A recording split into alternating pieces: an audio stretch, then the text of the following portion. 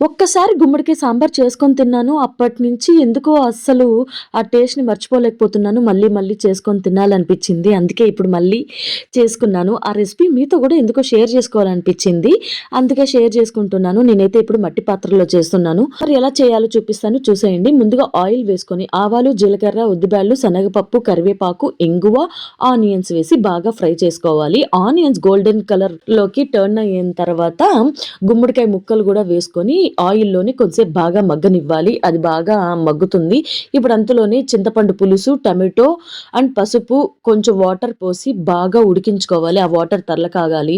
బాగా తర్లకాగిన తర్వాత ఇప్పుడు అందులోనే ముందుగానే ఉడికించి మ్యాష్ చేసిన కందిపప్పు వేసి బాగా కలిపి కొంచెం బెల్లం ముక్క, కారం, ధనియాల పొడి, సాల్టు వేసి బాగా కలిపి 5 మినిట్స్ ఉడికించి చివరగా కొత్తిమీరతో గార్నిష్ చేస్తే గుమ్మడికాయ సాంబార్ రెడీ.